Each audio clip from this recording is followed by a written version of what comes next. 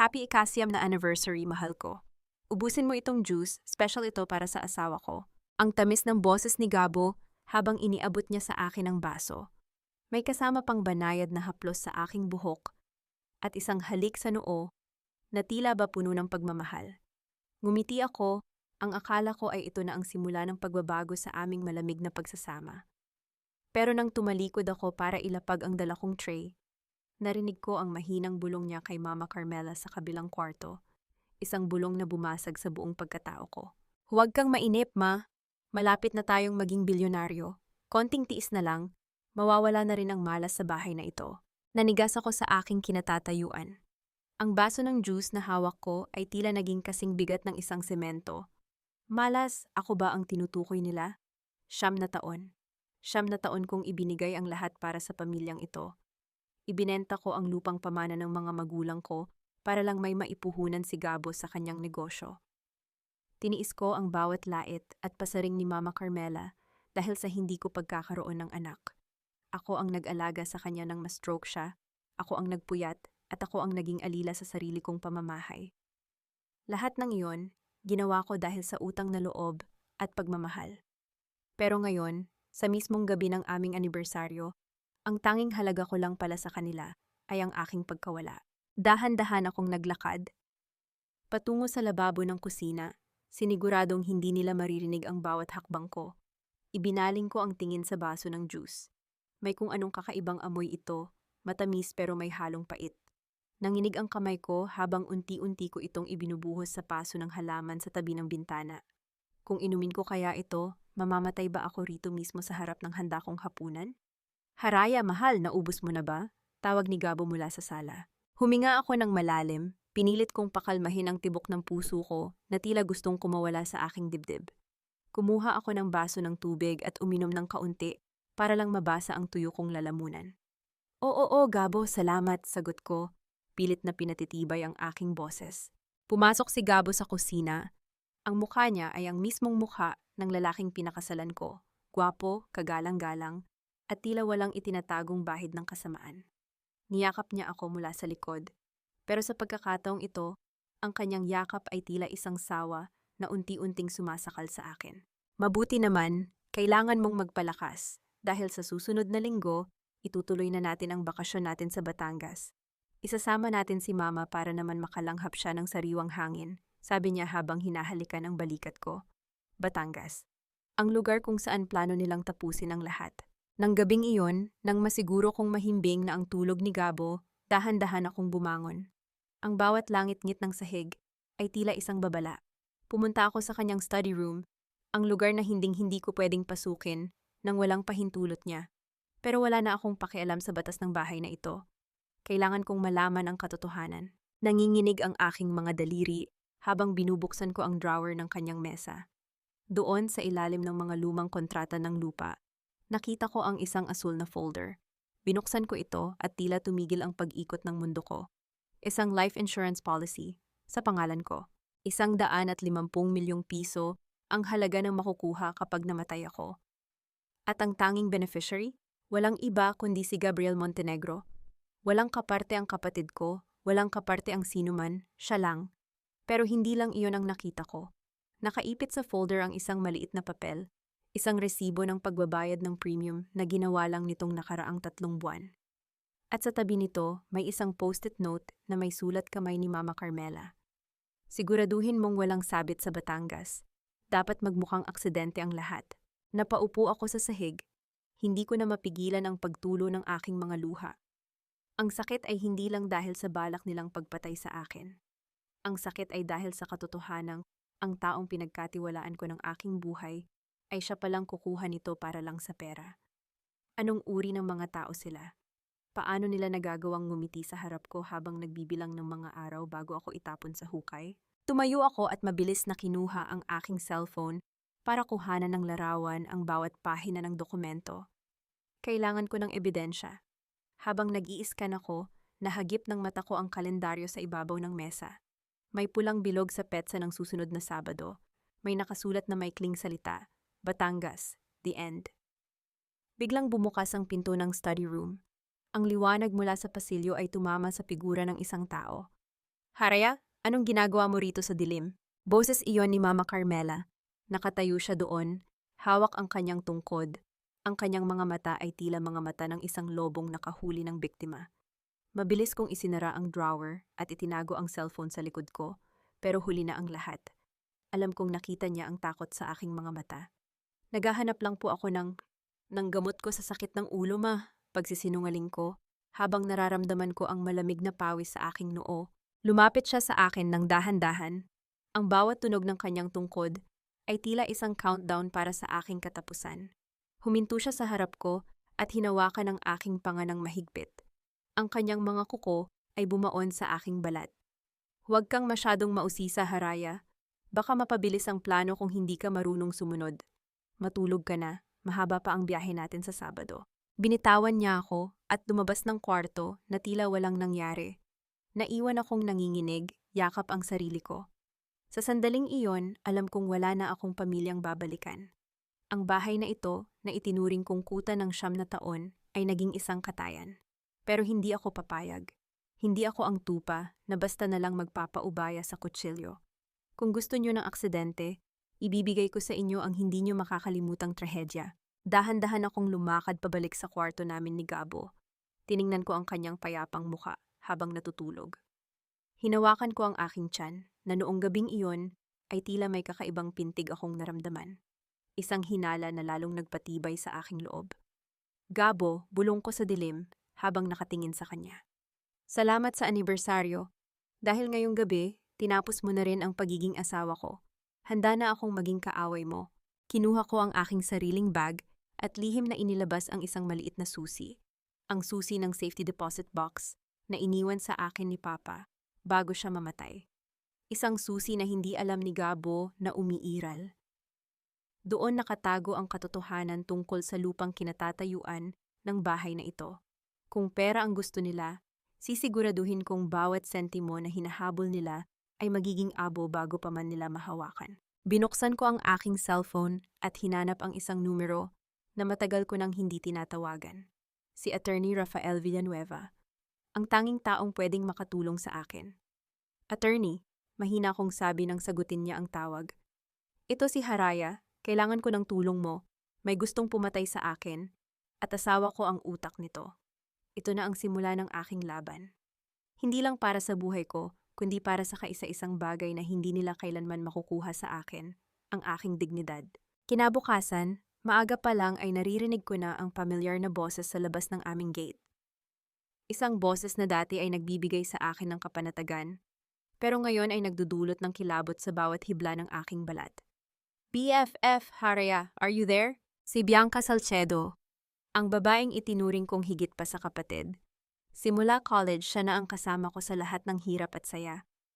Siya ang umiyak kasabay ko noong mamatay ang mga magulang ko, at siya rin ang nag-ayos ng belo ko noong ikasal ako kay Gabo.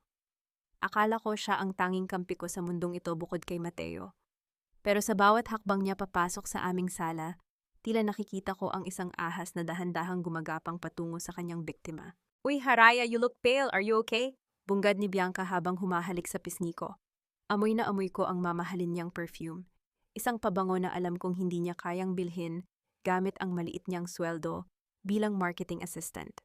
Ngayon ko lang napansin, ang suot niyang relo at bag ay tila galing sa mga luxury brands na madalas kong makita sa mga magazine ni Mama Carmela. Medyo masama lang ang pakiramdam ko, Bianca. Hindi siguro ako nakatulog ng maayos, sagot ko habang pilit na pinapatatag ang aking mukha. Naku, baka stressed ka lang sa anniversary niyo ni Gabo. Anyway, happy anniversary ulit. Sayang hindi ako nakapunta sa dinner niyo kagabi, sabi niya habang umuupo sa sofa na tila ba sa kanya ang bahay na ito. Nabalitaan ko kay Mama Carmela, itutuloy niyo raw ang Batangas trip next week? That's good. You really need to unwind, Haraya. Sobrang deserve mo ang mag-relax at mawala lahat ng worries mo. Mawala lahat ng worries? O mawala ako mismo? Oo, Bianca, excited na nga si Gabo, sabi ko. Ang mga mata ko ay nakatitig sa kanyang mga labi, na kulay matingkad na pula. Isang shade ng lipstick na pamilyar sa akin, pero hindi ko matandaan kung saan ko huling nakita. Dapat lang, alam mo kung ako sa'yo, i-enjoy mo na ang bawat sandali doon. Batangas is so beautiful, especially the cliffs near the resort. Napaka-peaceful, isang tulak Isang tingin mo lang sa dagat, malilimutan mo na lahat ng problema mo. Dagdag pa niya habang ang kanyang mga mata ay kumikislap sa isang paraang hindi ko dati napapansin. Gusto kong sumigaw. Gusto kong sabunutan siya at itanong kung magkano ang halaga ng pagkakaibigan namin para pumayag siyang maging bahagi ng plano para patayin ako. Pero kailangan kong magtiis. Sabi nga ni Papa, ang pinakamatalinong sundalo ay ang nakikinig sa plano ng kalaban bago sumugod. Eksaktong pagdating ni Gabo mula sa opisina, tila nag-iba ang enerhiya sa loob ng bahay. Agad siyang lumapit kay Bianca bago pa man niya ako batiin. "Oh, Bianca, nandito ka pala," sabi ni Gabo. Ang kanyang boses ay may kakaibang lambing na matagal ko nang hindi naririnig para sa akin. Siyempre, binibisita ko ang BFF ko at excited na rin ako sa balita niyo tungkol sa Batangas. Sagot ni Bianca, sabay sulyap sa akin. Nang dumaan si Gabo sa tabi ko para ilapag ang kanyang briefcase, napansin ko ang isang bagay sa puti niyang polo. Isang mantsa ng lipstick sa may bandang balikat. Kulay matingkad na pula. Eksaktong kapareho ng shade na suot ni Bianca ngayon, tila tumigil ang pagtibok ng puso ko. Hindi lang pala sila magkakampi sa plano laban sa buhay ko. Magkakampi rin sila sa kama. 9 na taon akong naging tapat. 9 na taon akong nagpakumbaba. Pero sa harap ko mismo, dinuduraan nila ang aking dignidad. "Haraya, maghahanda lang ako ng merienda nyo," sabi ko nang may boses na tila nanggagaling sa ilalim ng lupa. Hindi ko na hinintay ang sagot nila at mabilis akong naglakad patungo sa kusina. Pagdating ko sa loob, sinalubong ako ni Aling Rosa. Ang kanyang mga mata ay puno ng lungkot at tila may gustong sabihin. Pero tumungo lang siya nang makita ang galit sa aking mukha. Kumuha ako ng kutsilyo at mabilis na naghiwa ng prutas. Bawat baon ng talim sa laman ng mangga ay tila baon ng galit ko sa kanilang dalawa. Nang matapos ang merienda, nagpaalam na si Bianca. "Bye, BFF, see you soon. Gabo, ingat sa drive ha?" Pumasok si Gabo sa banyo para maligo. Ito na ang pagkakataon ko. Dahan-dahan akong lumapit sa kanyang polo na iniwan sa ibabaw ng kama. Hinawakan ko ang tela, tinitigan ang mantsa ng pula na tila isang tatak ng kamatayan. Kinuha ko ang kanyang cellphone sa ibabaw ng nightstand. Alam ko ang password niya, ang mismong date ng kasal namin na akala ko ay mahalaga sa kanya. Binuksan ko ang messages. Halos mabitawan ko ang phone sa nabasa ko. Ang huling mensahe ay galing kay Bianca. Ipinadala 5 minuto lang ang nakakaraan. "Mahal, ayos na ba ang lahat? Siguraduhin mong hindi siya makakabalik mula sa Batangas. I'm so tired of hiding us. Is she dead yet? I can't wait to be the new Mrs. Montenegro and live in that big house. See you later, my king." Nanginig ang buong katawan ko. Hindi lang pala pera ang habol nila. Gusto ni Bianca ang buhay ko. Gusto niya ang posisyon ko. Gusto niya ang lahat ng pinaghirapan ko habang ako ay nakabaon na sa lupa. Narinig ko ang pag-off ng shower. Mabilis kong ibinalik ang cellphone sa dati nitong pwesto at lumabas ng kwarto. Nagtago ako sa gilid ng hagdan, pilit na pinipigilan ang aking paghigbi. Sa sandaling iyon, hindi na lang takot ang nararamdaman ko. Ito ay purong puot. Ang taong pinagkatiwalaan ko ng aking mga sikreto ay ang taong humuhukay na pala ng aking libingan. Tumingin ako sa labas ng bintana, sa madilim na langit. "Bianca, Gabo, akala nyo ay ako ang biktima sa kwentong ito. Pero hindi nyo alam, ang bahay na pinag-aagawan nyo, ang lupang inaapakan nyo, ay sa akin. At bago nyo pa ako maipakain sa mga isda sa Batangas, sisiguraduhin kong kayo ang lalamunin ng sarili nyong kasakiman." Kinuha ko ang aking cellphone at nag-text kay Attorney Rafael. "Attorney, ituloy natin ang plano. I want them to lose everything before they even realize I'm gone." Maya-maya, lumabas si Gabo mula sa kwarto. Nakangiti at tila walang anumang nangyayari. "Mahal, bakit ka nandyan sa dilim? Halika na, magpahinga na tayo. Malapit na ang Sabado, kailangan mong maging handa."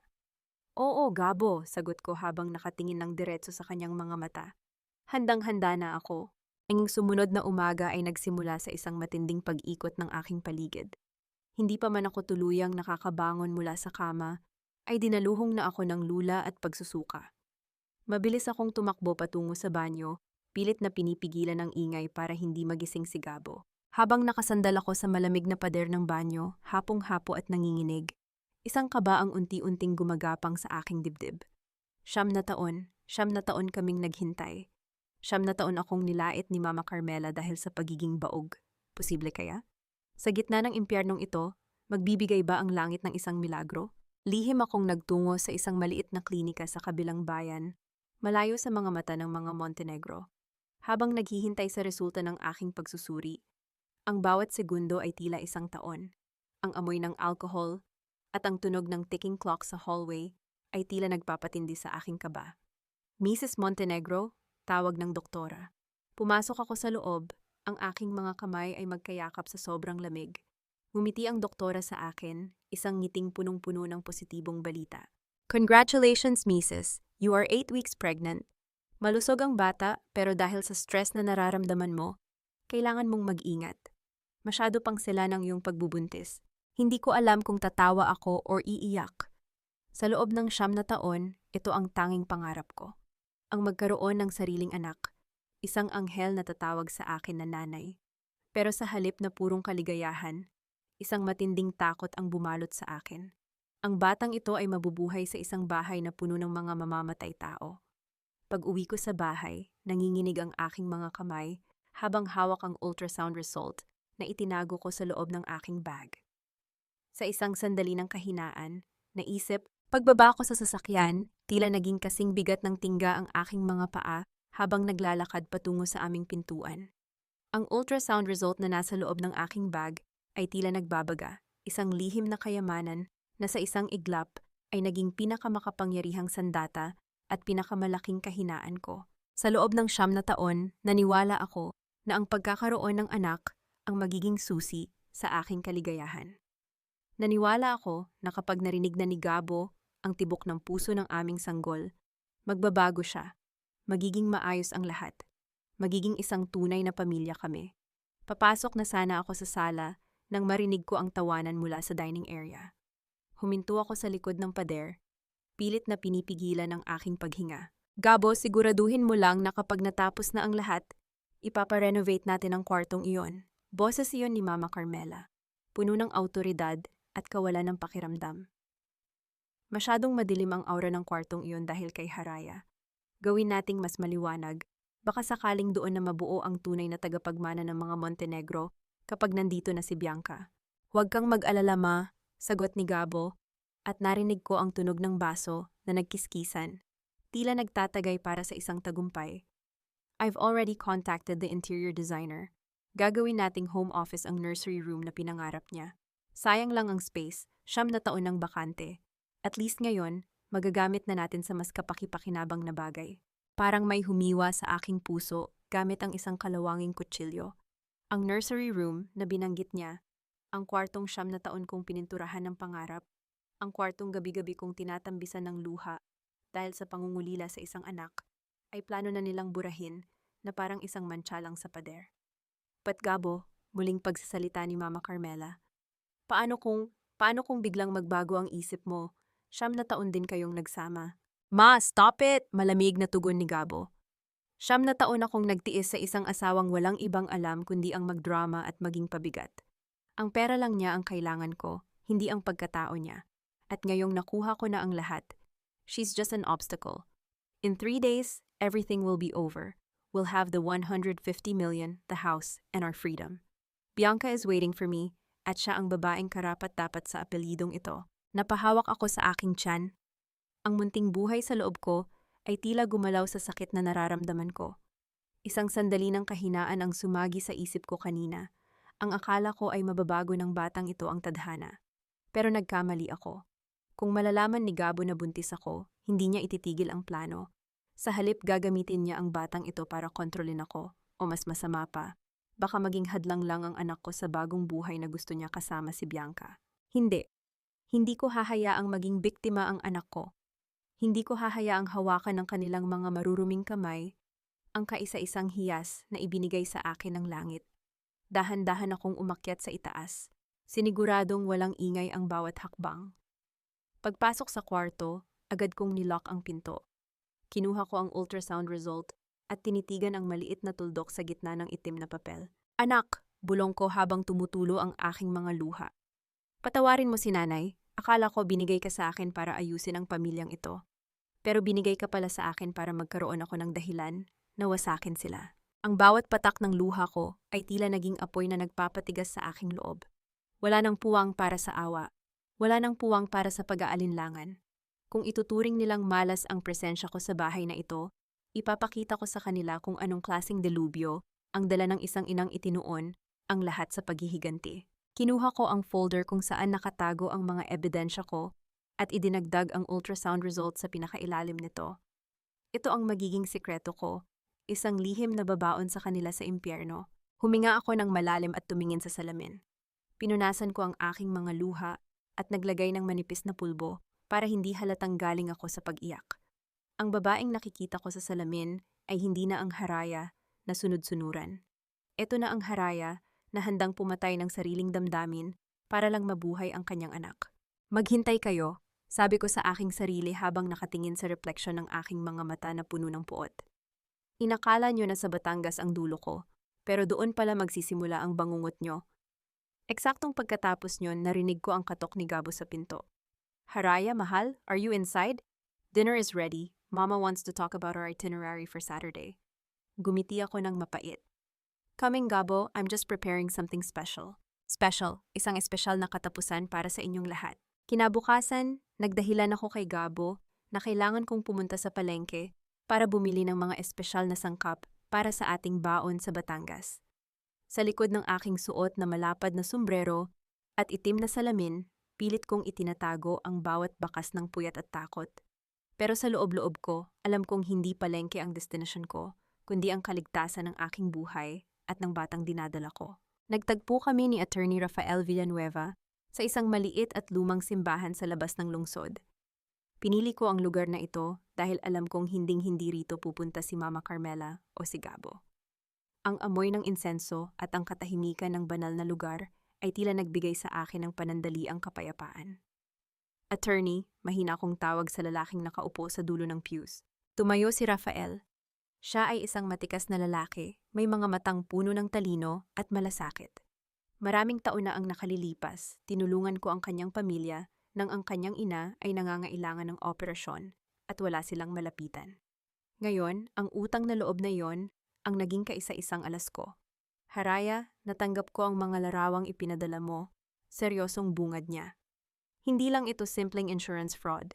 Ito ay premeditated murder, pero may mas malalim pa rito, Haraya. Inilapag ni Rafael ang isang makapal na brown envelope sa pagitan namin. Pinaimbestigahan ko ang financial status ng Montenegro Real Estate. Ang akala ng lahat ay matatag ang kumpanya ni Gabo, pero ang totoo, ito ay isang guhong gusali na lang na pilit na itinatayo ng mga kasinungalingan. Baon sila sa utang sa iba't ibang bangko at may mga balita ring nanghiram si Gabo sa mga taong hindi mo na naising makatagpo sa madilim na eskinita. Nanlamig ang aking mga kamay. Kaya ba kailangan nila ang 100 at 50 milyong dolyar mula sa insurance ko? Eksakto, para sa kanila, ang buhay mo ang huling bala para maisalba ang kanilang pangalan at yaman. Tugon ni Rafael. Pero may isa pa akong nadiskubre, tungkol sa lupang kinatatayuan ng inyong bahay at ang ari-arian ng iyong mga magulang. Hindi pa natatapos magsalita si Rafael nang biglang bumukas ang pintuan ng simbahan. Ang tunog ng malakas na pagbukas ng pinto ay umalingaw-ngaw sa buong gusali. Lumingon ako at halos tumigil ang aking hininga nang makita ko si Mateo, ang kaisa-isa kong kapatid. Mateo, anong ginagawa mo rito? Tanong ko, ang boses ko ay puno ng kaba. Mabilis na naglakad si Mateo patungo sa amin. Ang kanyang mukha ay puno ng galit at puot. Hindi niya pinansin si Rafael at diretsong tumitig sa aking mga mata. Hanggang kailan ka magpapakatanga, ate? Asik niya. Hanggang kailan mo titiisin ang mga Montenegro na yan? Alam mo bang dahil sa kanila namatay si Papa na may sama ng loob? Dahil sa'yo nawala ang lahat ng pinaghirapan ng pamilya natin. Mateo, hindi mo naiintindihan. Pilit kong paliwanag, pero itinaas niya ang kanyang kamay para patigilin ako. Hindi ko naiintindihan. Ang naiintindihan ko lang ay ibinenta mo ang lahat para sa isang lalaking hindi ka naman mahal. Ibinenta mo ang dignidad mo para sa isang pamilyang itinuturing kang alila. Sigaw niya, ang kanyang boses ay nanginginig sa matinding emosyon. Mateo, sapat na, pakialam ni Rafael. Narito ang ate mo dahil nasa panganib ang buhay niya. Sandaling natigilan si Mateo. Tumingin siya sa akin, pagkatapos ay sa envelope na nasa mesa.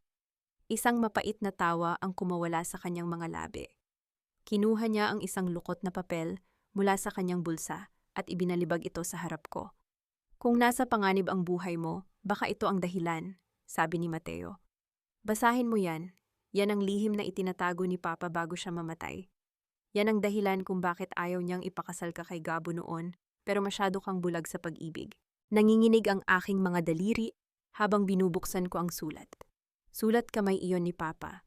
Ang bawat salita ay tila isang hampas ng katotohanan na nagpaguho sa aking mundo. Sa aking anak na si Haraya, patawarin mo ako kung hindi ko nasabi ang totoo. Si Gabriel Montenegro ay hindi ang lalaking akala mo. Bago pa man kayo ikasal, nalaman ko na dinaya niya ang mga dokumento ng ating lupain. Ginamit niya ang tiwala ko para ipangalan sa kanya ang bahagi ng ating mana. Tinangka kong bawiin ito pero tinakot niya ako. Sabi niya, kapag nagsalita ako, sisiguraduhin niyang magiging miserable ang buhay mo sa piling niya. Anak, kung binabasa mo ito, lumayo ka na sa kanya. Ang pagmamahal niya ay isang bitag. Napahawak ako sa aking dibdib. Ang sakit ay tila naging pisikal. 9 na taon. 9 na taon akong namuhay sa piling ng lalaking pumatay sa katahimikan ng aking ama. Ang lalaking pinaglingkuran ko ay ang lalaking nagnakaw ng aming kinabukasan bago pa man magsimula ang aming sumpaan. Ngayon ate, sasabihin mo pa rin ba sa akin na mahal mo siya? Tanong ni Mateo, ang galit sa kanyang mga mata ay napalitan ng matinding lungkot. Dahil sa pagbubulag-bulagan mo, nakuha niya ang lahat sa atin. At ngayon, pati ang buhay mo, kukunin na rin niya. Tumingin ako kay Rafael, pagkatapos ay kay Mateo. Ang takot na nararamdaman ko kanina ay unti-unting napalitan ng isang malamig at matalim na determinasyon. Ang bawat piraso ng puzzle ay nabubuo na. Ang aking asawa ay hindi lang isang mamamatay tao. Siya ay isang magnanakaw na matagal nang naninirahan sa loob ng aking puso. Hindi Mateo, sabi ko. Ang aking boses ay hindi na nanginginig. Hindi ko na siya mahal at hindi ko na rin siya pakikinabangan. Hinarap ko si Rafael. Attorney, anong kailangan nating gawin para mabawi ang lahat? Hindi lang ang buhay ko, kundi ang lahat ng kinuha niya sa pamilya ko. Tumango si Rafael. Kailangan nating patunayan ang fraud, Haraya.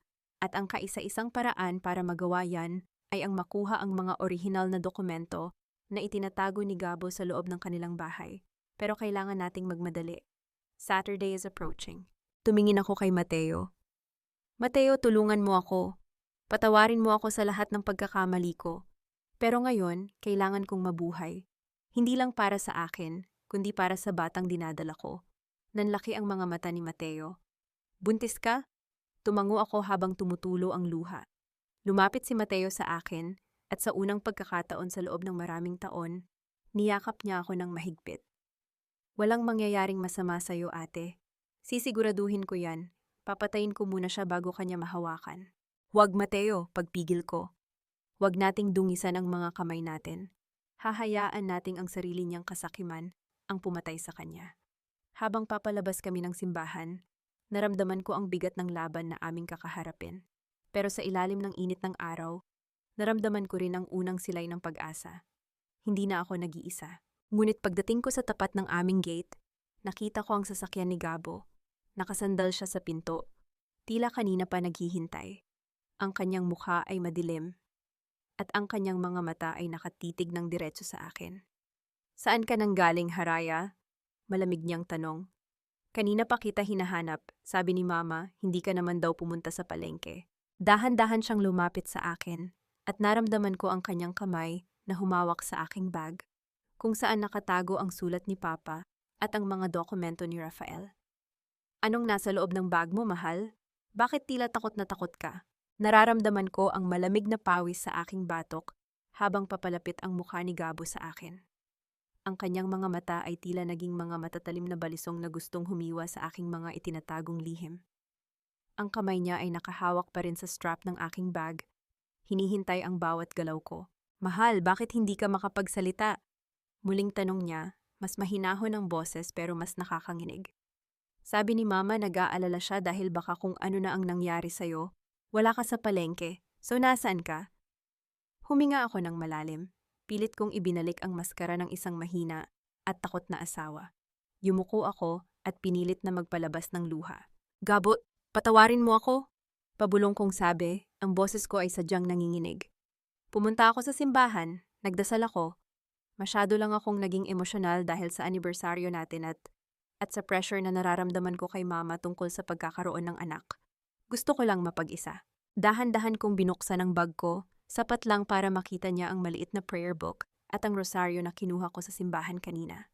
Mabilis kong itinago sa ilalim ng mga iyon ang envelope ni Rafael at ang sulat ni Papa. Nakita ko ang pagluwag ng kanyang pagkakahawak sa bag ko. Ang suspicion sa kanyang mga mata ay napalitan ng isang mapang-uyam na ngiti. Para sa kanya, isa pa rin akong mahinang babae na humihingi ng tulong sa langit sa halip na lumaban. Dasal? Sa tingin mo ba ay diringgin ng Diyos ang mga dasal ng isang tulad mo, Haraya? Sabi niya, sabay haplos sa pisngi ko. Natila ba diring-diri siya? Sige, pumasok ka na. Magpahinga ka. Huwag mo nang uulitin ang pag-alis ng hindi nagpapaalam. Ayokong magulo ang schedule natin para sa Sabado. Pagpasok ko sa bahay, narinig ko ang mahinang tawa ni Mama Carmela mula sa sala.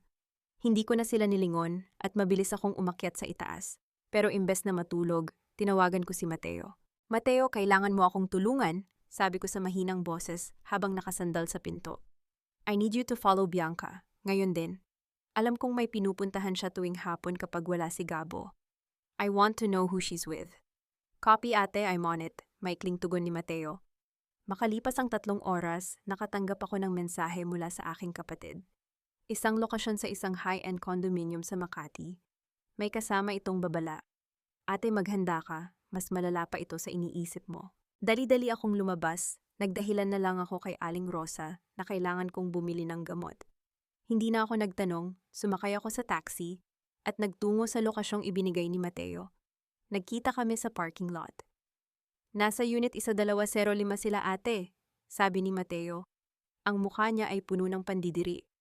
Kanina pa sila doon, at mukhang hindi lang ito simpleng pagkikita.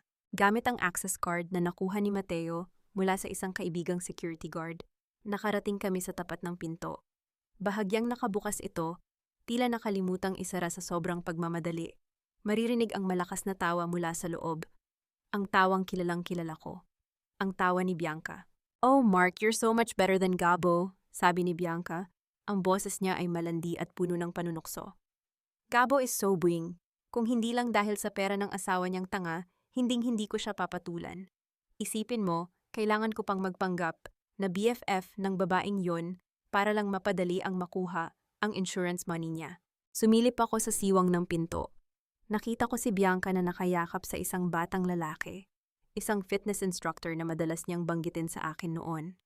Ang kwartong yon ay puno ng mga mamahaling gamit na alam kong galing sa perang pinaghirapan ko at ninakaw ni Gabo. So, kailan mo ba siya ididispatsa? Tanong ng lalaki habang hinahalikan ng leeg ni Bianca. Next week, honey, after the Batangas trip, Gabo will have the 150 million. And according to my plan, I'll make sure Gabo gets caught for murder or gets into a sudden accident too. Then all that money will be ours. We can finally leave this country and live like royalty sa Europe. Napahawak ako sa dingding. Parang may bumabagsak na yelo sa aking mga ugat. Hindi lang pala ako ang biktima rito. Pati si Gabo ay ginagamit lang ni Bianca. Ang babaeng akala ni Gabo ay mahal siya, ay siya palang huling pako sa kabaong niya. Nilabas ko ang aking cellphone. Sinimulan kong i-video ang lahat. Ang bawat salita ng pagtataksil, ang bawat halik na amoy kasinungalingan, at ang bawat plano nilang pumatay, lahat ay nakarecord. Bianca, bulong ko sa aking sarili habang nakatitig sa screen ng phone ko. Ang aking luha ay tuyo na. Ang tanging natitira ay isang malupit na kasiyahan. Nakita ko ang isang folder sa ibabaw ng lamesa sa loob ng kondo. May nakasulat na, Gabo's Financial Records, for blackmail. Ang ahas ay hindi lang nanunuklaw. Ito ay nanggigipit din sa sarili niyang amo.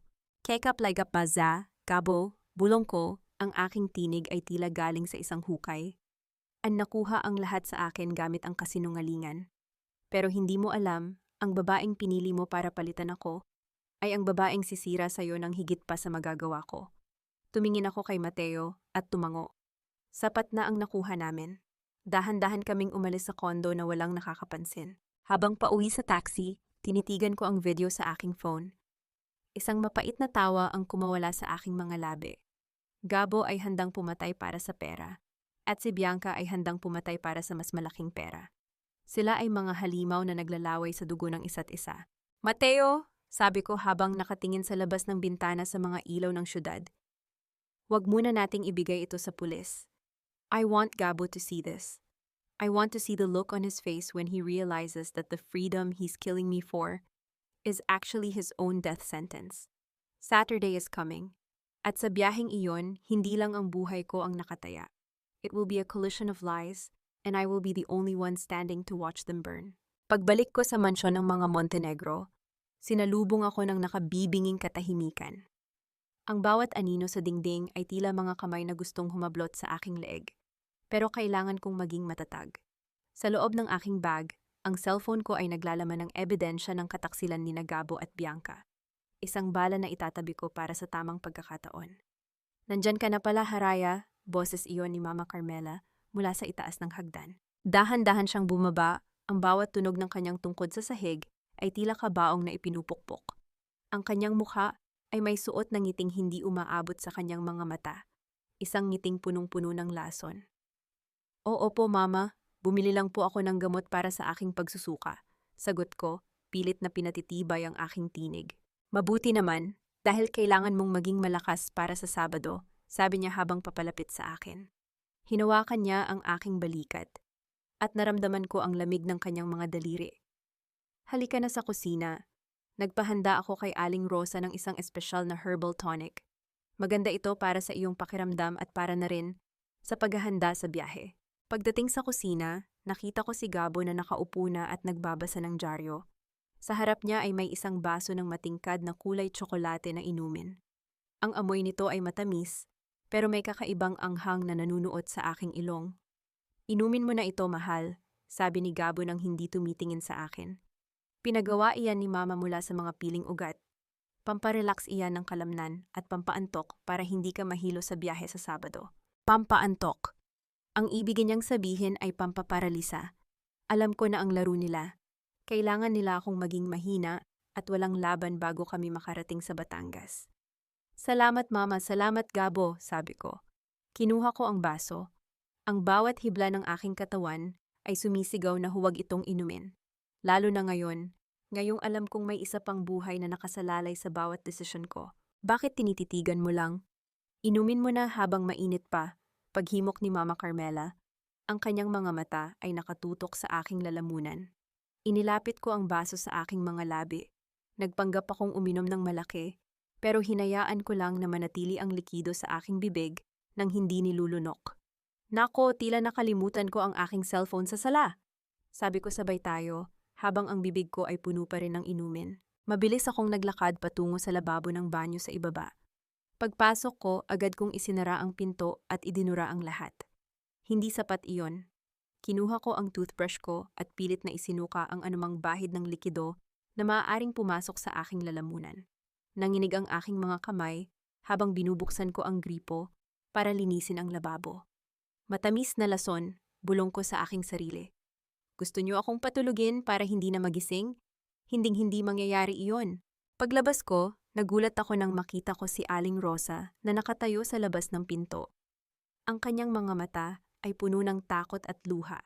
May hawak siyang basahan, pero tila hindi niya alam kung ano ang lilinisin.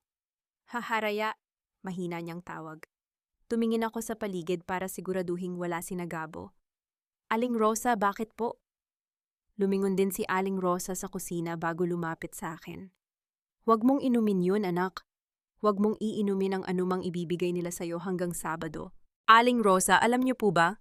Tanong ko, ang puso ko ay mabilis na tumitibok. Yumuko ang matanda at nagsimulang umiyak ng walang tunog. Nakita ko si Gabo kagabi sa kusina. May inihalo siyang puting pulbos sa bote ng mga bitamina mo. At kanina, narinig ko silang nag-uusap sa garden. Sabi ni Doña Carmela, dapat daw ay hindi ka na makasigaw kapag nasa cliff na kayo. Napahawak ako sa dibdib ko. Kahit alam ko na ang plano, ang marinig ito mula sa isang taong saksi ay tila isang malamig na tubig na ibinuhos sa akin. Bakit ngayon niyo lang sinabi, Aling Rosa? Tanong ko, hindi ko mapigilan ang pait sa aking boses. Patawarin mo ako, Haraya. Takot ako. Ang anak kong si Junior, ginawa nilang driver sa kumpanya. Binantaan ako ni Gabo na kapag nagsalita ako, isasabit niya ang anak ko sa mga illegal na transaksyon sa kumpanya. Pero hindi ko na kaya, Haraya. 9 kang naging mabuti sa akin. Hindi ko kayang sikmurain na mawala ka na lang ng ganoon. Hinawakan ko ang nanginginig na kamay ni Aling Rosa. Salamat, Aling Rosa. Salamat sa pagsasabi ng totoo. Pero kailangan ko ng tulong nyo. Huwag nyo silang hahayaang makahalata na alam ko na. At kung maaari, kailangan ko ang bote ng bitamina na nilagyan niya ng pulbos. Nasa basurahan na sa labas, anak. Itinapon na nila pagkatapos mong uminom kanina para walang ebidensya, sabi ni Aling Rosa.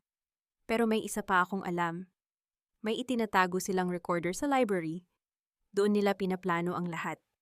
Bago pa kami makapag-usap ng matagal, narinig namin ang yabag ni Gabo papalapit. Haraya, bakit ang tagal mo sa banyo? Ayos ka lang ba? Boses ni Gabo mula sa sala. Mabilis na nagpunas ng luha si Aling Rosa at nagkunwaring naglilinis ng sahig. Oo po, Sir Gabo. May natapon lang pong tubig dito kaya tinulungan ko si Ma'am Haraya. Lumingon ako kay Gabo, suot ang aking pinakamagandang maskara. Ayos lang ako, mahal. Medyo nahilo lang ako bigla. Siguro ay tumatalab na ang herbal tonic na ibinigay ni Mama. Ngumiti si Gabo, isang ngiting mapanira. Mabuti naman, sige na, pumasok ka na sa kwarto at matulog.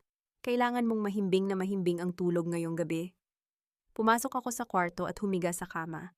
Pero sa ilalim ng kumot, dilat na dilat ang aking mga mata. Ramdam ko ang bawat galaw ni Gabo sa tabi ko.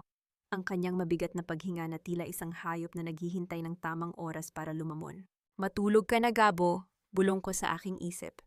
Dahil sa Sabado, ako naman ang manonood sa iyong pagbagsak. At Aling Rosa, salamat. Dahil ngayon, alam ko nang hindi na ako nag-iisa sa loob ng bahay na ito. Hinitit ko ang aking cellphone sa ilalim ng unan at nag-text kay Attorney Rafael. Attorney, Aling Rosa is on our side. We have a witness. I'm ready for the reveal tomorrow. Bukod sa planong pagpatay, may isang katotohanan pa silang hindi alam. Isang katotohanang yayanig sa buong pagkatao ni Gabo Montenegro. 2 araw bago ang itinakdang biyahe sa Batangas. Ang mansyon ng mga Montenegro ay tila nababalot ng isang peking kagalakan. Naririnig ko ang malakas na boses ni Mama Carmela mula sa sala, nag-uutos kay Aling Rosa na ilabas ang mga pinakamahalagang gamit na balak nilang dalhin sa bagong simula. Rosa, ayusin mo ang mga alahas ko. Siguraduhin mong walang gasgas ang mga yan, sigaw ni Mama Carmela habang humihigop ng tsaa. At pagkatapos niyan, i-inventory mo ang lahat ng antique furniture rito. Kapag nakaalis na tayo sa Sabado, ipapa-auction ko na ang mga hindi natin kailangan. Gusto ko ng fresh start. Pababa ako ng hagdan nang marinig ko ang mga salitang iyon. Nakita ako ni Mama Carmela at isang mapang-asar na ngiti ang sumilay sa kanyang mga labi. Oh, Haraya, nandyan ka na pala. Huwag kang mag-alala, iiwan ko naman sa'yo ang ilan sa mga luma mong damit bago tayo maghiwalay ng landas, sabi niya, sabay tawa ng mahina. Ganyan naman kaming mga Montenegro, mapagbigay kahit sa mga taong wala namang silbi sa amin. Hindi ako kumibo. Umupo ako sa tapat niya at kinuha ang isang dokumento mula sa aking bag. Sa kabilang dako, pumasok si Gabo mula sa terrace. May hawak na folder at nakangiti ng malapad. Ma, kinausap ko na ang insurance agent. Everything is set. After this weekend, we'll be debt-free. Masayang balita ni Gabo. Lumingon siya sa akin, ang kanyang mga mata ay puno ng pagkukunwari. Haraya mahal, handa ka na ba sa Sabado? It will be a trip you'll never forget. Oo, Gabo, sagot ko. Habang dahan-dahang inilalapag ang 2 pahina ng papel sa ibabaw ng lamesa sa gitna namin. Sa katunayan, handang-handa na ako. At gusto ko ring magkaroon tayo ng fresh start gaya ng sabi ni Mama. Napakunot ang noo ni Gabo. Ano yan? Medical results ba yan? Sabi ko naman sa'yo, wag mo nang intindihin yan. Hindi ito medical results, Gabo. Putol ko sa kanya. Ito ay isang notice of ownership at isang contract to sell. Bahagyang tumawa si Mama Carmela. Ownership? Haraya, baka nakakalimutan mo, sa aming mga Montenegro ang bahay na ito. 9 na dekada na itong pag-aari ng aming pamilya. Tinitigan ko si Mama Carmela ng diretso sa kanyang mga mata. Doon kayo nagkakamali, Mama. 9 na dekada ngang sa inyo ito. Hanggang sa maisanla ito ni Gabo sa bangko 5 taon na ang nakalilipas dahil sa pagkakalubog niya sa utang. Nagbago ang ekspresyon ng mukha ni Gabo. Ang kanyang pagiging kampante ay napalitan ng biglang kaba. Haraya, anong pinagsasabi mo? Private matter iyon ng kumpanya. Sinagip ko ang bahay na ito, Gabo. Patuloy ko, ang boses ko ay kalmado pero matalim. Noong panahong kailangan mong magtago sa BIR dahil sa tax evasion, ikaw mismo ang nagmakaawa sa akin na gamitin ang pera ng aking mga magulang para tubusin ang mansyong ito. At dahil natatakot kang mabawi ito ng mga pinagkakautangan mo, ipinangalan mo ang buong titulo sa akin. Nakalimutan mo na ba? Mabilis na kinuha ni Gabo ang papel at binasa ito. Ang kanyang mga kamay ay nagsimulang manginig. Pero, we had a verbal agreement. Sabi mo, for safekeeping lang ito. Verbal agreement doesn't hold up in court, Gabo, sabi ko. Ayon sa batas, ako ang nag-iisang may-ari ng lupang ito at ng mansyong kinatatayuan nyo. At dahil kailangan ko rin ng pera para sa bagong simula ko, ipinagbili ko na ang property na ito sa isang development group kagabi.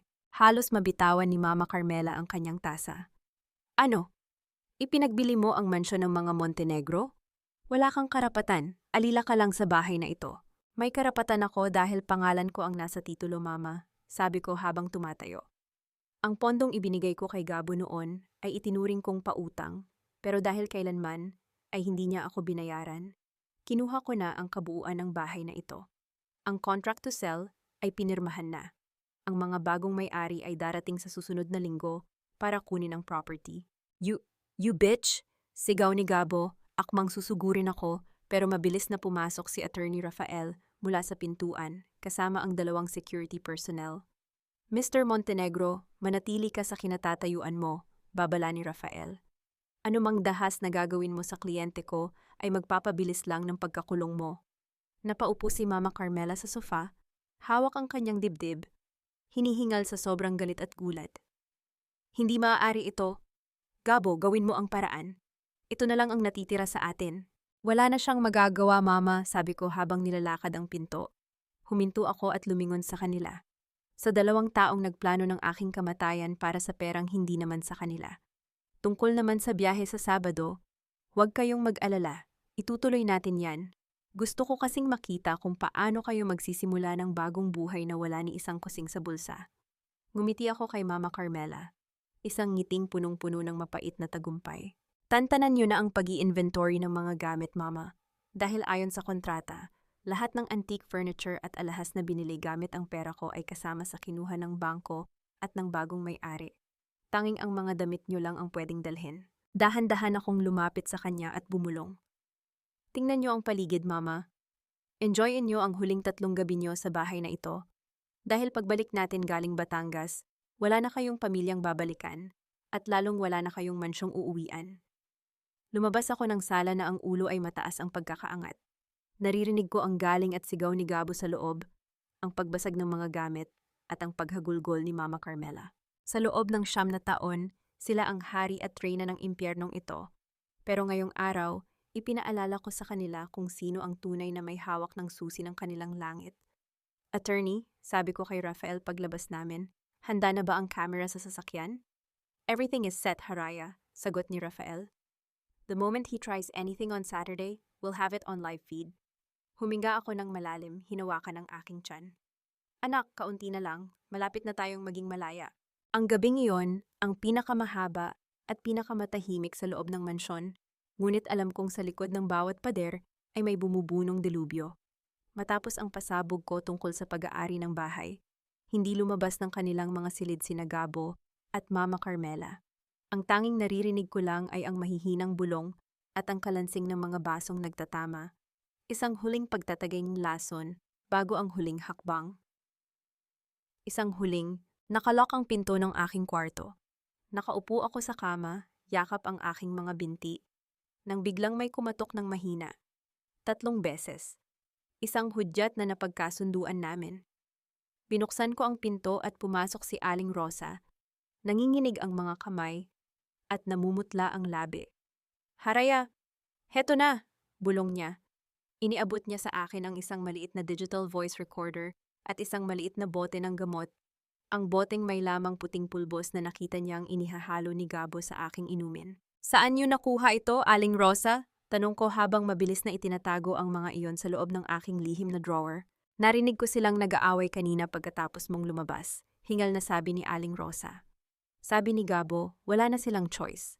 Dahil kinuha mo na ang bahay, kailangan nilang gawin ang aksidente, bukas ng madaling araw, para makuha agad ang insurance money bago pa mailipat ang titulo sa bagong may-ari. At heto, nakuha ko ang recorder na iniwan nila sa library sa sobrang pagmamadali nilang mag-impake. Pinindot ko ang play. Ang boses ni Gabo ay narinig ko, puno ng puot at desperasyon. Huwag kang mag-alala, ma. Bukas pagdating sa kurbada ng Batangas, hindi na siya makakababa ng sasakyan. I've tampered with the passenger door lock and the brakes. Ang mahalaga, mamatay siya bago matapos ang linggong ito. Pagkatapos, we'll take the money and leave everything behind. Hayaan nating ang bagong may-ari ang mamroblema sa bangkay ng asawa ko. Napapikit ako ng mariin. Ang bawat salita ni Gabo ay tila mga pako na ibinabaon sa aking puso. Kahit alam ko na, iba pa rin ang sakit kapag naririnig mo ang taong minahal mo na pinaplano ang iyong libing. Salamat, Aling Rosa. Maraming salamat, sabi ko habang hinahawakan ang kanyang mga kamay. Umalis na kayo rito bukas bago sumikat ang araw. Pumunta kayo sa address na ibinigay ni Rafael. Ligtas kayo roon ng anak nyo. Mag-iingat ka, Haraya.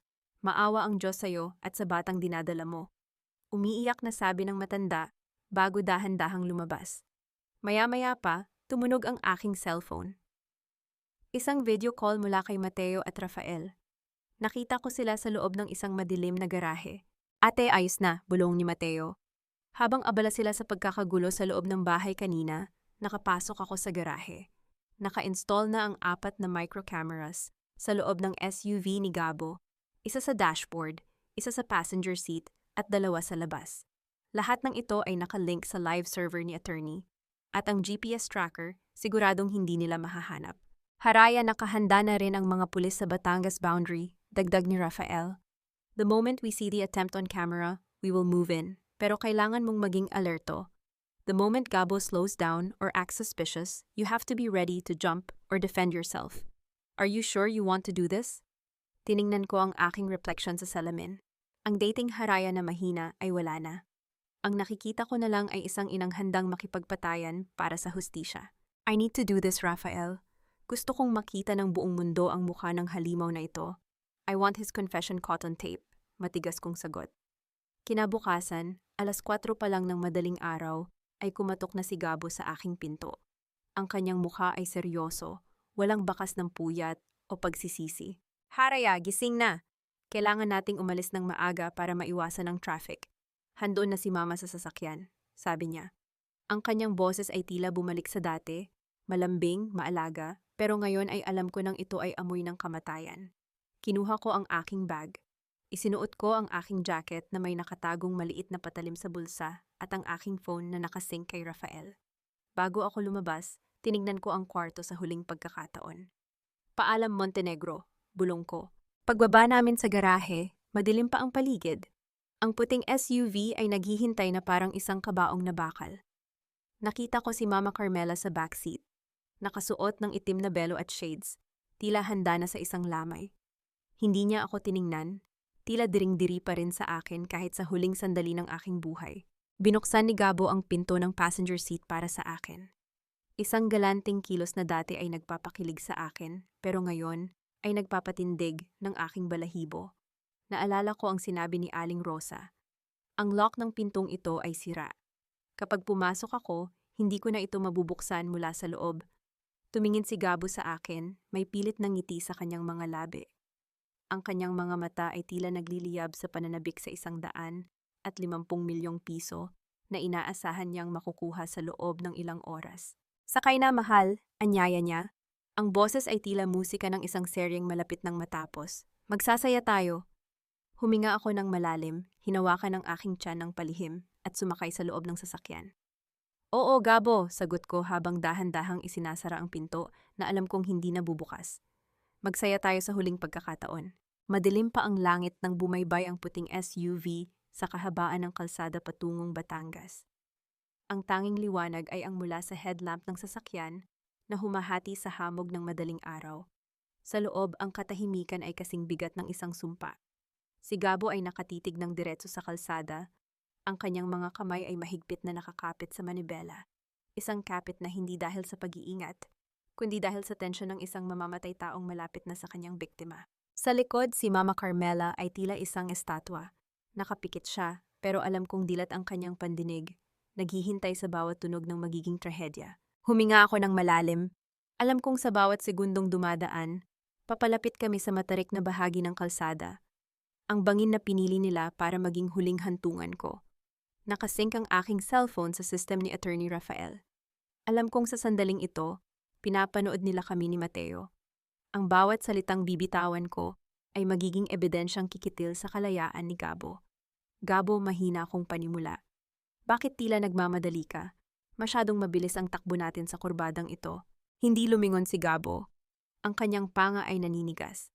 Gusto ko lang makarating tayo bago sumikat ang araw, Haraya. Para makita mo ang huling tanawin na karapat-dapat sa'yo. Ang huling tanawin? Pag-uulit ko, ang boses ko ay walang bahid ng takot. O ang huling hantungan ko para makuha mo ang 100 at 50 milyong piso? Biglang napakapit si Gabo sa preno, dahilan para gumitgit ang gulong sa semento, pero hindi niya itinigil ang sasakyan. Lumingon siya sa akin ng bahagya, ang kanyang mga mata ay nanlilisik. Ang maskara ng mapagmahal na asawa ay tuluyan ng natanggal. So alam mo na pala, malamig niyang sabi. Matalino ka rin pala, Haraya, sayang. Kung nanatili ka na lang sanang tanga, baka hindi ka na gaanong nahihirapan ngayon. Gabo, itigil mo na ito, asik ko. Naka-livestream ang lahat ng ito. Maraming nanonood, maraming nakikinig. Isuko mo na ang plano mo bago pa mahuli ang lahat. Isang malakas at nakakangilabot na tawa ang kumawala kay Gabo. Livestream sa gitna ng liblib na lugar na ito? Walang signal dito, Haraya, at kahit may makarinig pa, sino ang maniniwala sa'yo? Ang asawang laging depressed at may sakit sa isip? Ang asawang magpapakamatay dahil sa sobrang lungkot? Hindi siya magpapakamatay, Gabo. Boses iyon ni Mama Carmela mula sa likod. Idinilat niya ang kanyang mga mata, malamig at walang kaluluwa. Dahil ang report ay magsasabing nawalan ng kontrol ang preno ng sasakyan. Isang aksidente. Isang malungkot na aksidente. Papalapit na kami sa tinatawag na Devil's Curve, ang pinakamatarik na bahagi ng dalistis. Ramdam ko ang pagbilis ng sasakyan. Sinubukan kong buksan ang pinto, pero gaya ng inaasahan, hindi ito gumagalaw. Naka-jammed ang lock mula sa labas. Huwag ka nang mag-abala, Haraya, sabi ni Gabo habang binibilisan pa ang takbo. Sa loob ng ilang minuto, magiging bilyonaryo na kami ni Mama, at ikaw, magiging isang alaala na lang na mabubulok sa ilalim ng bangin. Para saan, Gabo? Para kay Bianca? Tanong ko, ang boses ko ay puno ng pait. Akala mo ba ay mahal ka niya? Akala mo ba ay magsasama kayo ng masaya gamit ang pera ko? Mahal ako ni Bianca, higit pa sa kaya mong ibigay, sigaw ni Gabo, tila nawawala na sa katinuan. Mahal ka niya? Natawa ako ng mapait. Kinuha ko ang aking phone at pinindot ang play sa video na nakuha namin ni Mateo sa kondo. Iniharap ko ang screen sa kanya.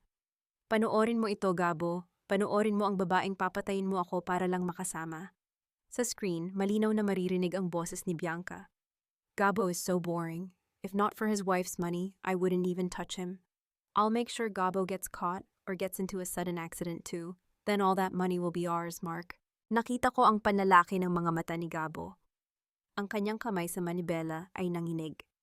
Ang galit sa kanyang mukha ay napalitan ng isang matinding gulat at kalituhan.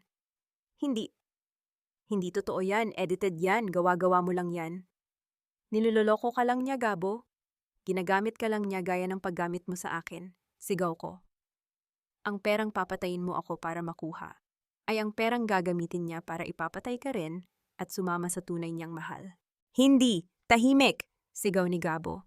Sa sobrang galit at pagkabigla, nawalan siya ng konsentrasyon. Ang sasakyan ay nagsimulang gumewang sa kalsada. Gabo, ang manibela, sigaw ni Mama Carmela mula sa likod. Sinubukan ni Gabo na apakan ang preno, pero huli na. Dahil sa sarili niyang plano na sirain ang preno, hindi na huminto ang SUV. Papunta na kami sa gilid ng bangin. Ang tunog ng mabilis na hangin at ang hiyaw ni Mama Carmela ay nagkahalo-halo. Patawarin mo ako, anak! Bulong ko habang hinihintay ang impact. Ang aking mga kamay ay protektado ang aking tiyan. Ngunit bago pa man tuluyang mahulog ang sasakyan, isang malakas na busina ng truck ang umalingaw-ngaw. Isang malaking roadblock ang biglang lumitaw sa harap namin. Mga sasakyan ng pulis na may nagniningning na ilaw, asul at pula, ang nakaharang sa buong kalsada. Gabo, itigil mo yan, sigaw mula sa megaphone. Sa Honda, huling sandali, dahil sa takot na bumangga sa mga pulis, pilit na iniikot ni Gabo ang manibela patungo sa kabilang direksyon. Bumangga ang SUV sa isang malaking puno ng acacia sa gilid ng kalsada sa halip na mahulog sa bangin. Boom! Ang tunog ng pagputok ng airbag at ang pagkabasag ng salamin ang huling narinig ko bago ang lahat ay maging malabo. Ramdam ko ang sakit sa aking balikat, pero mas naramdaman ko ang tibok ng puso ko. Buhay ako. Dahan-dahan kong iminulat ang aking mga mata. Mausok sa loob ng sasakyan. Nakita ko si Gabo, duguan ng noo, bagsak sa manibela pero humihinga pa. Sa likod, si Mama Carmela ay sumisigaw sa sakit, naipit ang binti sa ilalim ng upuan. Naririnig ko ang yabag ng mga pulis na papalapit. At sa gitna ng usok, nakita ko ang isang pamilyar na figura na tumatakbo patungo sa akin. Ate, Ate Haraya! Sigaw ni Mateo. Mabilis na binasag ng mga pulis ang bintana sa tabi ko. Inalalayan ako ni Mateo na makalabas mula sa nayuping sasakyan. Nang maramdaman ko ang malamig na hangin ng madaling araw, napaupo ako sa damuhan, hinihingal, habang tinitingnan ang pag-aresto kay Gabo Montenegro. Gabo Montenegro, you are under arrest for frustrated murder, attempted insurance fraud, and embezzlement, sabi ng pulis habang pinupusasan ang duguang si Gabo. Tumingin sa akin si Gabo, ang kanyang mukha ay puno ng puot, pagsisisi, at pagkatalo. Haraya, bakit hindi ka na lang namatay? Tumingin ako sa kanya ng diretso, ang aking mga mata ay tuyo na sa luha. Dahil hindi pa tapos ang kwento ko, Gabo. At ikaw ay simula pa lang ng pagbabayad mo sa impyerno.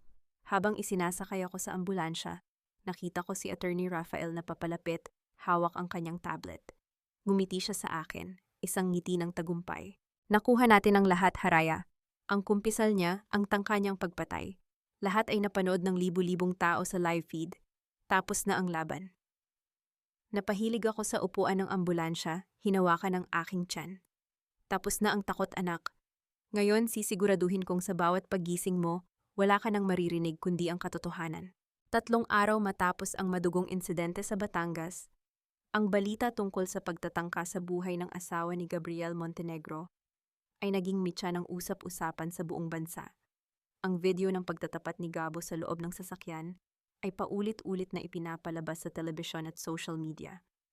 Ang bansag sa kanila ng publiko, the death contract family. Ligtas ang aking sanggol.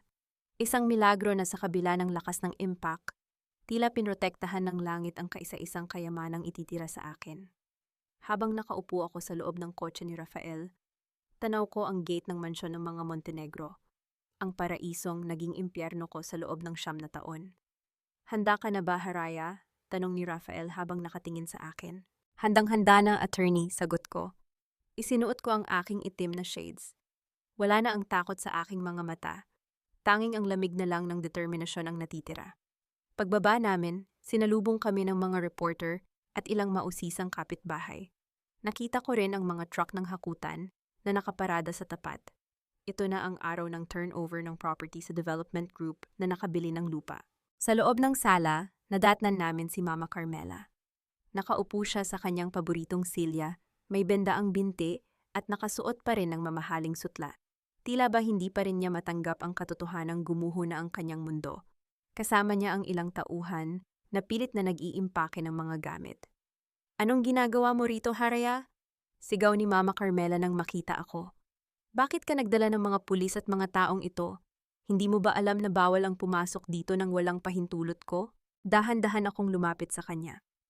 Inilapag ni Rafael ang utos mula sa korte at ang deed of sale sa lamesa sa harap niya. Wala ka na sa posisyon para magbigay ng pahintulot, Mama, malamig kong sabi. Ngayong 12:00 ng tanghali, ang mansyong ito ay hindi na pag-aari ng mga Montenegro. Ang bagong may-ari ay narito na para kunin ang susi. Hindi maaari ito, pagwawala ni Carmela. 9 na dekada ang pamilya namin dito. Ang aming pangalan, ang aming dangal, lahat ay nakatali sa bahay na ito. Ang dangal nyo ay nawala noong pinirmahan ni Gabo ang insurance policy para patayin ako, tugon ko. At ang bahay na ito? Ipinangako ko sa iyo, Mama, na ibabalik ko ito sa kung saan ito nararapat. Ang lupang ito ay galing sa pag-aari ng mga magulang ko na ninakaw ni Gabo. Ngayon, ang perang pinagbentahan nito ay mapupunta sa pagbabayad ng lahat ng utang nyo at ang matitira ay itutulong ko sa mga pamilyang niloko ni Gabo sa kanyang kumpanya. Mabilis na pumasok ang mga tauhan ng development group at nagsimulang lagyan ng property of new owner na sticker ang mga pintuan. Ang mga mamahaling vase, ang mga antique na silya, at ang mga portrait ng mga ninuno ni Gabo ay dahan-dahang inilalabas. "Huwag niyong hawakan yan, kay Gabo yan, kay Gabo yan." Paghihiyaw ni Carmela habang pilit na tumatayo kahit hirap na hirap. "Haraya, mahiya ka naman, saan kami pupunta? Ang anak ko ay nasa kulungan at ako ay matanda na. Wala ka bang utang na loob?" "Utang na loob?" Natawa ako ng mapait. Isang tawang umalingaw-ngaw sa buong sala. 9 na taon akong naglingkod sa'yo na parang aso. Inalagaan kita nung may sakit ka. Ibinigay ko ang pera ng mga magulang ko para maisalba ang kumpanya nyo. At ano ang isinukli nyo? Isang baso ng lason at isang planong itulak ako sa bangin. Iyan ba ang utang na loob na sinasabi mo? Lumapit ako sa kanya hanggang sa magkatapat ang aming mga mukha. "Mahiya ka, Mama, mahiya ka sa lahat ng taong niloko nyo. Mahiya ka sa anak ko na muntik mo nang patayin bago pa siya isilang." Sa gitna ng kaguluhan, isang balita ang dumating mula sa telebisyon na nakabukas pa sa sala. Ang mukha ni Bianca Salcedo ay flashed sa screen. Nahuli siya sa airport habang sinusubukang tumakas patungong Singapore. Pero ang mas malaking pasabog, nadiskubre ng mga autoridad na ang lahat ng perang ninakaw ni Gabo mula sa kumpanya ay inilipat ni Bianca sa account ng kanyang tunay na lover na si Mark. Ngayon, pareho na silang nasa kustodya ng mga pulis. Nakita ko ang pagguho ng huling pag-asa sa mukha ni Carmela. Natauhan siya na hindi lang ako ang naging biktima, pati ang anak niya ay naging tanga sa pag-ibig sa maling tao. "Wala na, Mama, wala na si Bianca, wala na ang pera at wala na ang mansyon niyo," sabi ko habang iniabot kay Rafael ang huling dokumento. Inalalayan ng mga pulis si Mama Carmela para lumabas ng bahay. Habang hinihila siya palabas, kumakapit pa rin siya sa hamba ng pinto, sumisigaw, nagmamakaawa, at sinusumpa ang pangalan ko. Pero ang mga kapitbahay na dati ay tinitingala siya, ay nakamasid na lang ngayon nang may halong pandidiri at pait. Nang tuluyan na siyang mailabas, tumayo ako sa gitna ng bakanting sala. Ang bawat anino ng puot ay tila dahan-dahang naglalaho kasabay ng paglabas ng kanilang mga gamit. "Ate, ayos ka lang?" tanong ni Mateo habang lumalapit sa akin. "Ayos lang ako, Mateo. Ngayon ko lang naramdaman na makakahinga na ako ng maluwag," sagot ko. Tumingin ako sa paligid ng mansyon sa huling pagkakataon. "Mateo, attorney, gusto ko nang umalis dito. Ayoko nang lumingon pa." Habang palabas kami ng gate, nakita ko ang pagkakabit ng malaking sign. "Property sold, under redevelopment." Sumakay ako sa sasakyan at hinawakan ang aking tiyan. Ang paraisong Montenegro ay naging abo na. Pero mula sa abong yon, sisiguraduhin kong sisikat ang isang bagong umaga. Isang umaga na hindi na kailangang magtago sa dilim ng takot. "Saan tayo, Haraya?" tanong ni Rafael. "Sa puntod ng mga magulang ko," sagot ko. Gusto ko lang sabihin sa kanila na bawi na tayo. At pagkatapos, magsisimula na tayo sa bagong umaga. Ang loob ng Regional Trial Court ay balot ng isang mabigat na katahimikan na paminsan-minsan ay nababasag ng bulong-bulungan ng mga tao at ang kalansing ng mga posas. Ito ang huling araw ng paglilitis para sa kasong frustrated murder at syndicated estafa laban kay Gabriel Montenegro at sa kanyang mga kasabwat. Nakaupo ako sa unahan, katabi ni Mateo at Attorney Rafael. Suot ko ang isang puting blusa, simbolo ng aking malinis na konsensya at ang simula ng aking paglaya. Sa tapat namin nakaupo si Gabo.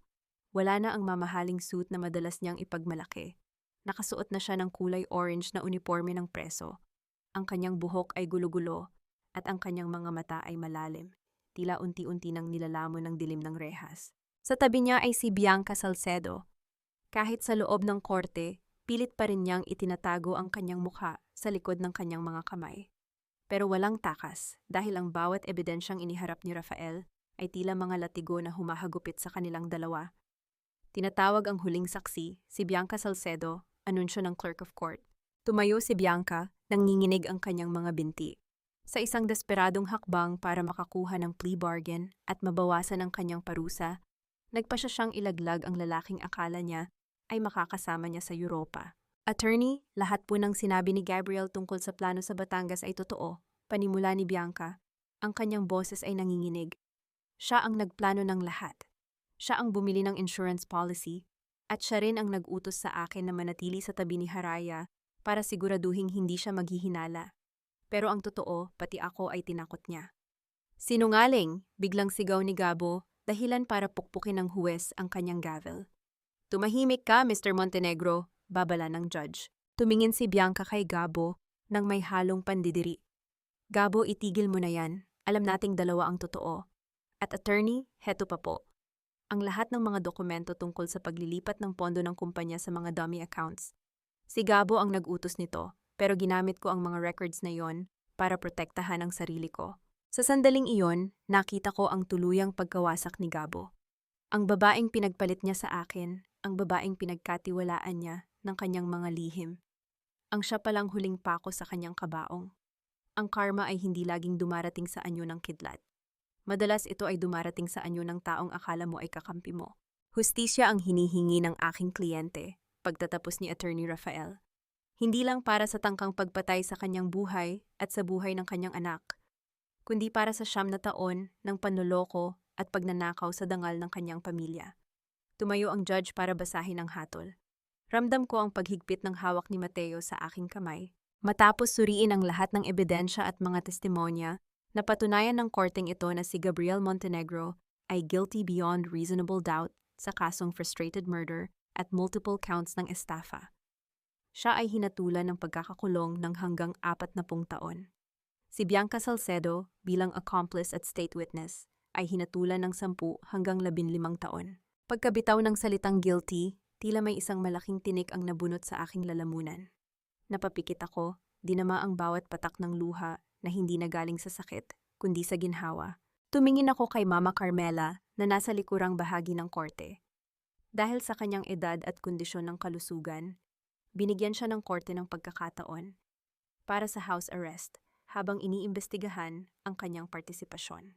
Pero ang hitsura niya ay mas malala pa sa nakakulong. Ang kanyang hiya o ang kanyang dangal na pilit niyang iningatan sa loob ng maraming dekada ay tuluyan ng nadumihan. Ang mga dati niyang kaibigan sa alta sosyedad ay nakatalikod na sa kanya. Siya ay mag-isa sa isang maliit na paupahang bahay, habang ang kanyang anak ay mabubulok sa kulungan. Bago ilabas si Gabo ng mga pulis, huminto siya sa harap ko. Ang kanyang mga mata ay puno ng pagsisisi, pero huli na ang lahat. "Haraya, patawarin mo ako," pabulong niyang sabi. Ang kanyang boses ay basag. Tumingin ako sa kanya nang may kapayapaan sa aking puso. "Pinatatawad na kita, Gabo. Hindi dahil karapat-dapat ka, kundi dahil ayaw ko nang magdala ng anumang bigat mula sa nakaraan natin. Pero ang kapatawaran ay hindi nangangahulugang mawawala ang parusa mo. Pagbayaran mo ang bawat luhang idinulot mo." Paglabas namin ng korte, sinalubong kami ng maliwanag na sikat ng araw. Wala na ang mga reporter na nagkakagulo. Ang tanging naroon ay ang katahimikan ng isang bagong simula. "Ate, heto na," sabi ni Mateo. Iniabot sa akin ang isang dokumento.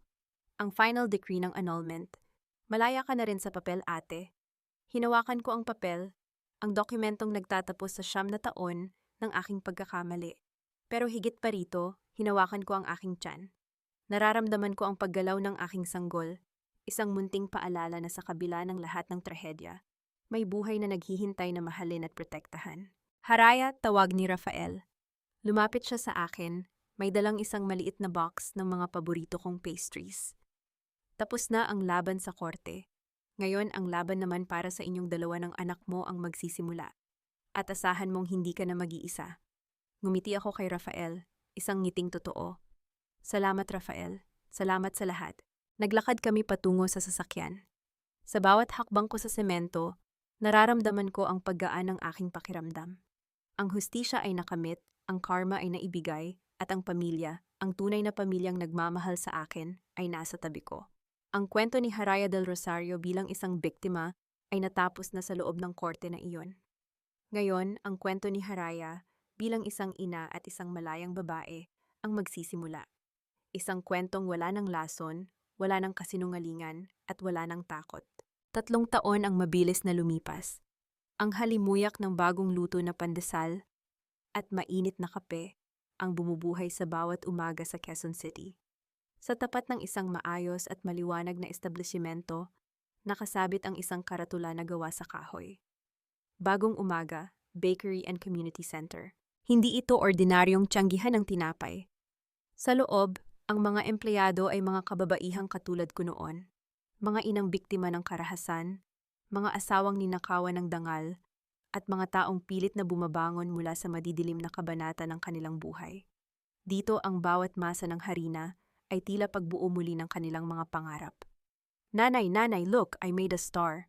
Isang malutong na boses ng bata ang bumasag sa aking pagmuni-muni. Lumingon ako at nakita ko ang isang 3 taong gulang na batang babae na tumatakbo patungo sa akin. Ang kanyang mga kamay ay puno ng harina. Siya si Ligaya, ang aking munting milagro. Ang kanyang mga mata ay nagniningning sa tuwa. Malayo sa lungkot at takot na namayani sa aking buhay noong siya ay nasa loob pa ng aking sinapupunan. Ang ganda naman ng star mo, Ligaya. Gaya mo isa kang bituin sa buhay ni nanay. Sabi ko habang kinukurot ang kanyang pisngi. Ma'am Haraya, handa na po ang mga packs para sa livelihood seminar mamaya. Boses iyon ni Aling Rosa. Hindi na siya nakasuot ng uniforme ng katulong. Ngayon, siya na ang tumatayo bilang head manager ng aming center. Ang kanyang anak na si Junior ay maayos na ring nagtatrabaho bilang delivery supervisor ng aming kumpanya. Wala na ang takot sa kanyang mga mata. Napalitan na ito ng pagmamalaki at katahimikan. Salamat, Aling Rosa. Kayo na po ang bahala rito sa counter. Kakausapin ko lang si Mateo sa warehouse. Tugon ko. Si Mateo ay naging katuwang ko sa pagpapatakbo ng negosyo. Ginamit niya ang kanyang kaalaman sa engineering para magtayo ng mga murang pabahay para sa mga benepisyaryo ng aming foundation. Ang aming ugnayan bilang magkapatid, na dati ay puno ng lamat at lihim, ay tuluyan ng naghilom. Natutunan naming hindi sapat ang humingi ng tawad. Kailangan itong patunayan sa bawat araw na kami ay magkasama. Paminsan-minsan, nakakabalita pa rin ako tungkol sa mga Montenegro. Si Gabo ay nananatili sa loob ng bilibid. Balita ko ay sinubukan niyang magpadala ng sulat sa akin, humihingi ng tulong at tawad, pero hindi ko na iyon binuksan. Hindi dahil sa puot, kundi dahil wala na siyang puwang sa mundo namin ni Ligaya. Si Mama Carmela naman ay nabubuhay sa isang maliit na paupahan, mag-isa at iniiwasan ng mga taong dati niyang pinagmamayabangan. Ang kanilang karma ay hindi ang aking tagumpay. Ang aking tunay na tagumpay ay ang katotohanang hindi ko na kailangang isipin pa ang kanilang pag-iral. Isang pamilyar na sasakyan ang huminto sa tapat ng tiyangge. Lumabas ang isang lalaking may dalang isang bungkos ng puting bulaklak at mga bagong libro para kay Ligaya. Tito Rafael! Sigaw ni Ligaya habang tumatakbo patungo sa lalaki. Binuhat ni Rafael ang bata at hinalikan sa noo. Pagkatapos lumapit siya sa akin, ang kanyang mga mata ay puno ng parehong malasakit at paghanga na nakita ko noong unang araw na humingi ako ng tulong sa kanya. Haraya, happy 3rd anniversary para sa bagong umaga, sabi ni Rafael, iniabot sa akin ang mga bulaklak. Salamat, Rafael. Hindi ko ito magagawa kung hindi dahil sa tulong mo, sabi ko. Magagawa mo ito, Haraya, dahil matapang ka, tugon niya ng may kahulugan. Sa loob ng 3 taon, nanatili si Rafael sa tabi ko. Hindi siya nagmadali. Hinayaan niya akong maghilom, hinayaan niya akong mahanap muli ang sarili ko, at hinayaan niya akong maging isang buong ina para kay Ligaya bago niya ipinahayag ang kanyang nararamdaman. Ang aming relasyon ay hindi nagsimula sa mga mabulaklak na salita, kundi sa pundasyon ng respeto at katotohanan. May pupuntahan ba kayo ni Ligaya mamaya? Gusto ko sanang imbitahan kayo sa isang dinner, tanong ni Rafael. Tumingin ako kay Ligaya na ngayon ay abala sa paglalaro sa tabi ni Aling Rosa. Ngumiti ako. Sige, Rafael, mukhang handa na kaming dalawa para sa isang bagong yugto. Habang papalubog ang araw, naglakad kaming 3 patungo sa parke sa tapat ng bakery. Tiningnan ko ang langit na unti-unting nagbabago ang kulay mula sa kahel patungo sa malalim na asul. Noon, naniwala ako na ang isang babae ay kailangang magtiis sa loob ng isang mapanakit na pagsasama para lang masabing may buong pamilya. Naniwala ako na ang sakripisyo ay sapat na para baguhin ang isang taong walang puso. Pero nagkamali ako. Ang tunay na pamilya ay hindi nasusukat sa apelido o sa laki ng mansyong tinitirhan. Ito ay nasusukat sa seguridad na nararamdaman mo kapag pumikit ka sa gabi, sa katotohanang walang lason sa iyong baso, at sa pagmamahal na hindi nangangailangan ng kapalit na buhay. Ang aking pangalan ay Haraya. Minsan akong naging biktima ng isang death contract pero ngayon, ako na ang may hawak ng kontrata ng sarili kong buhay. Dahil sa bawat dulo ng isang madilim na gabi, laging may naghihintay na bagong umaga.